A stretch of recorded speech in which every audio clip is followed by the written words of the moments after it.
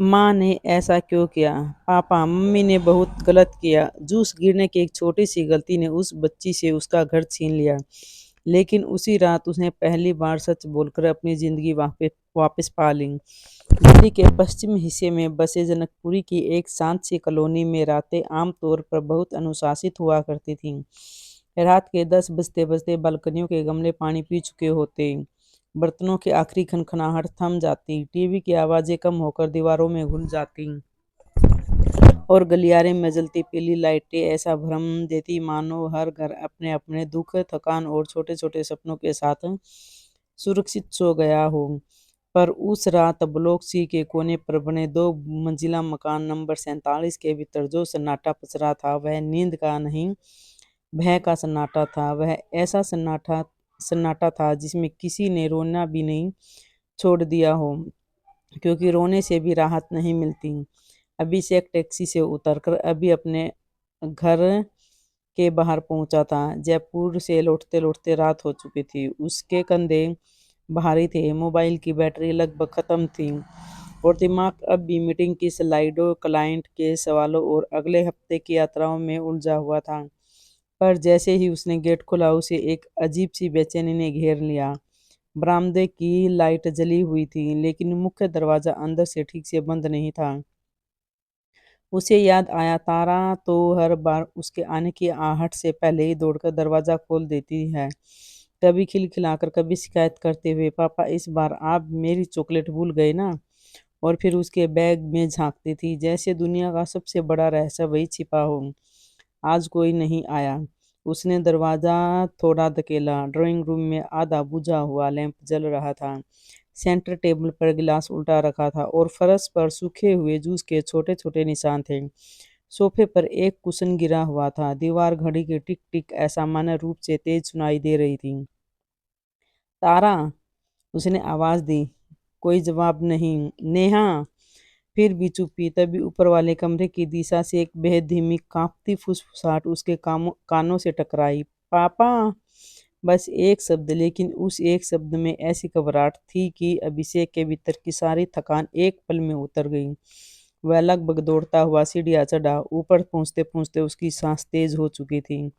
गलियारे के अंत में तारा का कमरा आधा खुला था। दरवाजे और अलमारी के बीच दीवार से लगी अपनी ही सांसों से डरती हुई उसकी 8 साल की बेटी खड़ी थी।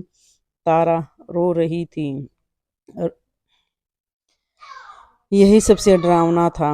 उसके बाल उलझे हुए थे, होठ सूखे थे, आंखें लाल तो थी पर उसमें आंसू नहीं थे। बच्चे जब बहुत डर जाते तब कई बार रोना भी भूल जाते हैं। उसके भीतर दर्द किसी पत्थर की तरह जम जाता है। तारा, अभिषेक धीरे से आगे बढ़ा। पापा आ गए? क्या हुआ? तारा ने पहले कुछ नहीं कहा, फिर होठ हिले पर आवाज नहीं निकली। उसने नाइट सूट की कमीज को दोनों हाथों से ऐसे भींच रखा था जैसे कोई उसे खींचकर फिर चोट पहुंचाने वाला हो। अभिषेक उसके सामने घुटनों के बल बैठ गया। बेटा, मेरी तरफ देखो। तारा ने बहुत मुश्किल से ऊपर देखा। उसके चेहरे पर वह भाव था जो किसी बच्चे के चेहरे पर कभी नहीं होना चाहिए, अपने ही घर में सुरक्षित न होने का भाव। पापा, उसने टूटी हुई आवाज में कहा, मम्मी ने बहुत गलत किया। अभिषेक का गला सूख गया। उसने अपने सब्र को शांत रखा, क्योंकि अभी उसका गुस्सा नहीं, उसका धैर्य जरूरी था। क्या हुआ? तारा की आंखें भर आई, पर आंसू अभी भी बाहर नहीं निकले। मैंने जूस गिरा दिया, गलती से, सच में गलती से। मम्मी बहुत गुस्सा हो गई। उन्होंने पहले डांटा, फिर मेरा हाथ पकड़ा, फिर धक्का दिया। मैं अलमारी के हैंडल से टकरा गई। यहाँ, उसने अपनी पीठ की तरफ इशारा किया। बहुत दर्द हो रहा था, सांस भी नहीं आई थी। थोड़ी देर अभिषेक के भीतर कुछ ठंडा, भारी और बहुत खतरनाक सा बैठ गया था। उसके दिमाग ने पहले ही इसे दुर्घटना कहने की कोशिश की, पर तारा का चेहरा उस झूठ को स्वीकार नहीं कर रहा था। यह सिर्फ चोट नहीं थी, यह भय था, पुराना भय। कपड़ा थोड़ा उठाने दोगी? उसने फुसफुसा कर कहा। तारा ने सिर हिलाया। जैसे ही उसने नाइट सूट थोड़ा ऊपर किया, अभिषेक की उंगलियां वहीं रुक गई। पीठ पर कमर के पास नीला काला सूजा हुआ निशान, रीढ़ के बगल वाली नसों के पास लाल और काला रंग एक साथ जमा हुआ था। चोट ताजा थी, गहरी थी। कुछ सेकंड तक वह सिर्फ देखता रहा, फिर उसने धीरे से तारा का चेहरा अपनी हथेलियों में लिया और बोला, अभी अस्पताल चलते हैं। तारा की आंखें फैल गई। मम्मी नाराज होगी। अभिषेक ने उसी पल जाना कि सबसे बड़ी चोट पीठ पर नहीं, इस सवाल में है। तुमसे कोई नाराज नहीं होगा, उसने भर्राई आवाज में कहा। अब नहीं। नीचे अचानक गाड़ी के रुकने की आवाज आई, फिर गैरेज का शटर, फिर हील की तेज टक टक। तारा का पूरा शरीर का कांप उठा। उसने एकदम से अभिषेक की शर्ट पकड़ ली। कुछ ही सेकंड में नेहा दरवाजे पर थी। चेहरे पर मेकअप हल्का बिगड़ा हुआ था, आंखों में थकान थी, पर जैसे ही उसने दोनों को देखा उसकी मुद्रा एक पल में बदल गई। क्या हुआ? उसने सामान्य दिखाने की कोशिश की। अभिषेक खड़ा हुआ। उसकी आवाज असाधारण रूप से शांत थी। तारा को चोट लगी है, हम अस्पताल जा रहे हैं। इतनी सी बात के लिए नेहा ने भौहें चढ़ाई। वह फिसल गई थी। ड्रामा मत करो अभिषेक, बच्चे बढ़ा चढ़ाकर। बस यह शब्द अभिषेक के मुंह से ऐसा निकला कि नेहा एक पल के लिए रुक गई। कोई बच्ची इस तरह नहीं कांपती। अभिषेक ने उसकी आंखों में देखते हुए कहा। अगर बात सिर्फ फिसलने की हो। नेहा का चेहरा बदल गया। तुम कहना क्या चाहते हो? जो सच है। तो अब मेरी बेटी मुझे ही झूठा साबित करेगी? नेहा की आवाज ऊंची हुई। तुम महीनों बाहर रहते हो, पता भी है घर कैसे चलता है, एक बच्चे को संभालना कितना मुश्किल है। आज यह बात अस्पताल में होगी। नेहा ने ताना मारा। अगर आज तुम इसे ले गए ना तो यह घर कभी पहले जैसा नहीं रहेगा। अभिषेक ने तारा को अपनी बाहों में उठाया। बच्ची दर्द से सिमटी, लेकिन उसने विरोध नहीं किया। उसने बस अपना चेहरा उसके कंधों में छिपा लिया। सीढ़ियां उतरते हुए अभिषेक ने एक बार भी पीछे मुड़कर नहीं देखा। अस्पताल जाते समय कार के भीतर जो चुप्पी थी वह सामान्य चुप्पी नहीं थी। उसने सीट बेल्ट की हल्की रगड़, ट्रैफिक सिग्नल पर दूर से आती बस की आवाज और तारा की छोटी छोटी सांसें भी बहुत साफ सुनाई दे रही थी। दिल्ली की रात बाहर फैलती जा रही थी। फ्लाईओवर के नीचे चाय वाले, कहीं कहीं पुलिस की गाड़ियां, किसी मोड़ पर अब भी खुले मेडिकल स्टोर, लेकिन कार के भीतर से मैं जैसे ठहर गया था। तारा पीछे की सीट पर लेटी थी। अभिषेक हर स्पीड ब्रेकर पर गाड़ी लगभग रोक देता ताकि झटका कम लगे। एक बार उसने रियर व्यू मिरर में देखा तो तारा उसकी तरफ देख रही थी। पापा? हाँ बेटा। आप फिर से बाहर तो नहीं चले जाओगे? यह सवाल किसी 8 साल की बच्ची का नहीं, किसी ऐसे दिल का सवाल था जिसे बार बार छोड़ जाने का डर सिखा दिया गया हो। अभिषेक ने रियर स्टीयरिंग और कसकर पकड़ा नहीं। उसने कहा, अब नहीं। अस्पताल में एक्सरे, प्राथमिक जांच और कमर दर्द करने की दवा में कुछ समय लगा। डॉक्टर ने साफ कहा कि हड्डी नहीं टूटी, पर गहरी चोट है, सूजन है और निगरानी जरूरी होगी। बाल रोग विशेषज्ञ ने कुछ सवाल पूछे। पहले तारा चुप रही, फिर उसने वही कहा जो घर में कहा था। जूस गिरा। मम्मी गुस्सा हुई, धक्का दिया, अलमारी से टकराई। सांस रुक गई। ड्यूटी पर मौजूद नर्स का चेहरा गंभीर हो गया। थोड़ी देर में बाल सुरक्षा विभाग से जुड़ी सामाजिक कार्यकर्ता भी बुला ली गई। रात के लगभग 2 बजे नेहा अस्पताल पहुंची। उसके साथ उसकी माँ भी थी। दोनों के चेहरे पर चिंता थी, पर वह चिंता बहुत जल्दी आरोपों में बदल गई। अभिषेक, तुम बात को बढ़ा रहे हो, नेहा ने दबी आवाज में कहा। मैंने मारा नहीं, बस धक्का लगा होगा। बच्ची बहुत सेंसिटिव होती है। धक्का? अभिषेक ने पहली बार उसकी तरफ सीधा देखा। तुम्हारे लिए यह बस धक्का है? नेहा की माँ बोली। आजकल बच्चे भी बहुत नाटक करते हैं। तुम लोग नई पीढ़ी वाले हर बात को अब्यूज बना देते हैं। हम लोगों ने बच्चे को सख्ती से नहीं पाला क्या? अभिषेक जवाब देता है। उसे पहले ही बिस्तर पर लेटे तारा ने चादर अपने सिर तक खींच ली। उसकी दवा का असर हो रहा था, पर नेहा की आवाज सुनते ही उसका शरीर फिर कठोर हो गया। उसने कांपते हुए कहा, मम्मी प्लीज गुस्सा मत करना, मैं किसी को नहीं बताऊंगी। कमरे में जैसे सब कुछ रुक गया। नर्स ने नेहा को देखा। सामाजिक कार्यकर्ता ने नोटपैड पर कुछ लिखा। अभिषेक के भीतर पति का अंतिम भ्रम उसी पल टूट गया। अब उसके सामने सिर्फ एक सच था, उसकी बेटी अपनी ही माँ से डरती है। नर्स ने तारा का छोटा बैग अभिषेक को पकड़ा। बैग खोलते समय उसमें से एक ड्राइंग कॉपी निकली और बीच में से एक मुड़ा हुआ पन्ना फर्श पर गिरा। अभिषेक ने झुककर उसे उठाया। कागज पर 3 आकृतियां थीं, एक बहुत बड़ी, एक बहुत छोटी, एक बिना चेहरे वाली। छोटी आकृति के ऊपर तारा ने लिखा था मैं, बड़ी के ऊपर पापा, और बिना चेहरे वाली आकृति के नीचे कांपते अक्षरों में, जब पापा नहीं घर नहीं होते तब घर घर जैसा नहीं रहता। अभिषेक बहुत देर तक उस कागज को देखता रह गया। उसे लगा किसी ने उसका सीना खोलकर उसमें दर्पण रख दिया हो। उसमें वह अपनी सफलता नहीं, अपनी अनुपस्थिति देख रहा था। अगली सुबह सूरज की रोशनी अस्पताल की खिड़की के भीतर आई, पर अभिषेक की रात खत्म नहीं हुई। उसने पूरी रात न तारा से नजर हटाई, न अपने विचारों से।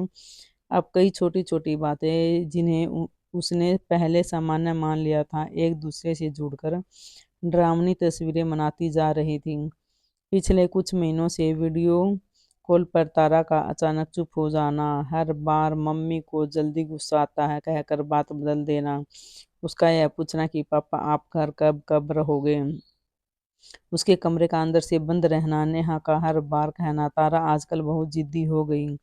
बाल मनोवैज्ञानिक ने सुबह उसे लंबी बात की। उन्होंने कहा बच्चे सीधे नहीं बताते, वे संकेत देते हैं, कभी चित्रों में, कभी सवालों में, कभी शरीर में। अगर बच्चा हर समय पूछे कि गुस्सा तो नहीं करोगे, तो यह सिर्फ शर्मिलापन नहीं होता। अभिषेक ने सिर झुका लिया। उसने लगा जैसे कोई उसे उसके ही घर का इतिहास पढ़ा रहा हो, वह इतिहास जिसे वह देखकर भी नहीं देख पाया। तीसरे दिन जब दर्द थोड़ा कम हुआ, तारा ने थोड़ा खुलकर बोलना शुरू किया। वह रुक रुक कर बताती थी, फिर चुप हो जाती, फिर खिलौना खरगोश को सीने से चिपकाकर दोबारा कहती। कई बातें पहली बार सामने आई। एक बार मैथ की कॉपी पर पानी गिर गया तो नेहा ने उसे बाथरूम में बंद कर दिया था। एक बार दूध फैल गया तो उसे घुटनों के बल खड़ा रखा गया। एक रात डरकर बिस्तर गीला हो गया तो नेहा ने कहा तुम गंदी हो, कमजोर हो, पापा को मत बताना वरना वे तुम्हें और डांटेंगे। और हर बार अंत में वही बात, पापा को कुछ मत कहना, उसके पास तुम्हारे लिए समय नहीं है। यह वाक्य तारा के भीतर जहर की तरह बैठ गया था। बच्ची को मारने से पहले उसके भरोसे को मारा गया था। उस समय अस्पताल की कैंटीन में बैठा अभिषेक फोन की स्क्रीन को देख रहा था। ऑफिसर से लगातार कॉल आ रहे थे। अगले 10 दिनों की यात्राएं लाइन में थी।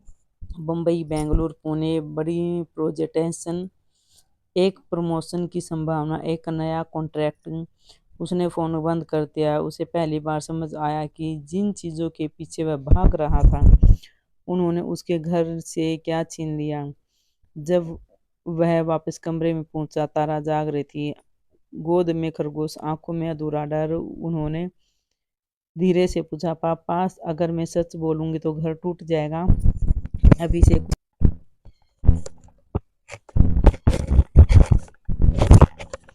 संभाली। कभी कभी उसने कहा घर को बचाने के लिए सच बोलना पड़ता है। अगर घर डर पर खड़ा हो तो वह पहले ही टूटा होता है। मम्मी कहती थी अच्छे बच्चे चुप रहते हैं। नहीं, अभिषेक ने उसकी उंगलियां थाम ली। अच्छे बच्चे सच बोलते हैं और बड़े लोग उन्हें सुनते हैं। तारा बहुत देर तक उसे देखती रही, जैसे वह उसके चेहरे पर यह परख रही हो कि यह वादा भी किसी दिन बदला तो नहीं जाएगा। वो दिन के बाद अभिषेक ने 3 फैसले लिए। पहला, वह कानूनी सलाह लेगा। दूसरा, तारा की सुरक्षा किसी रिश्ते, शर्म, समाज या बहाने से ऊपरी हो गई। तीसरा, वह लगातार यात्राओं वाली नौकरी छोड़ देगा। जब उसने ऑफिस में यह बात कही तो लोग चौंक गए।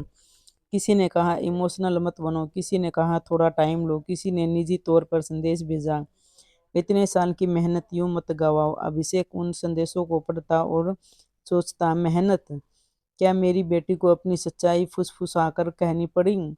तो मेरी सारी मेहनत किस काम की? नेहा ने पहले रोकर, फिर गुस्से में, फिर अपराध बोध जगाकर बात पलटने की कोशिश की। मैं बुरी माँ नहीं हूँ, वह कहती है, मुझे बस हाथ टूट गया। फिर कहती, मैं अकेली सब संभाल रही थी, तुम कभी घर पर नहीं थे ही नहीं।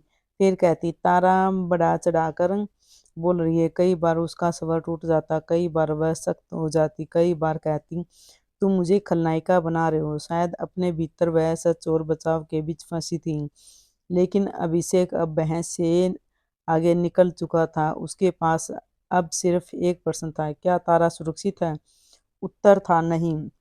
अभिषेक के माता पिता लुधियाना से आए तो पहले दिन तक उन्हें भी लगा कि शायद बात बढ़ा दी गई है। उसकी माँ ने कहा, बेटा नेहा से गलती हो गई होगी, औरतें कभी कभी टूट जाती हैं। अभिषेक ने बहस नहीं की, उसने बस वह ड्राइंग उसकी तरफ बढ़ा दी। उसकी माँ बहुत देर तक उसे देखती रही, फिर अस्पताल में तारा के पास गई, प्यार से उसके सिर पर हाथ फेरते हुए बोली, सब ठीक हो जाएगा बेटा। तारा ने दादी की तरफ देखा और धीरे से कहा, दादी मुझे उस घर में अकेला मत छोड़ना, बस इतना। उस वाक्य ने किसी भी दलील को छोटा कर दिया। कानूनी प्रक्रिया आसान नहीं थी। परिवारों के बीच बचाव किया। किसी ने कहा कोर्ट में बच्ची और टूट जाएगी, किसी ने कहा माँ का अधिकार मत छीनो, किसी ने कहा इज्जत का भी सवाल है, किसी ने यहाँ तक कहा हर घर में थोड़ा बहुत हो जाता है। अभिषेक एक ही बात कहता है, हर घर में थोड़ा बहुत डर सामान्य होता है। अंतरिम आदेश आया, तारा फिलहाल अभिषेक के साथ रहेगी। नेहा से मुलाकातें निगरानी में होगी, उसे एंगर मैनेजमेंट थेरेपी और काउंसलिंग करनी होगी। कागज पर यह एक व्यवस्था थी, भावना में यह भूकंप था, क्योंकि तारा अपनी माँ से नफरत नहीं करती थी, वह उससे डरती थी। और बच्चे जब उसी व्यक्ति से डरते जिसे उन्हें सबसे ज्यादा सुरक्षित महसूस नहीं करते। अगर आपको ये कहानी अच्छी लगी तो चैनल को लाइक शेयर और सब्सक्राइब करें, और हाँ, कमेंट करना ना भूलें।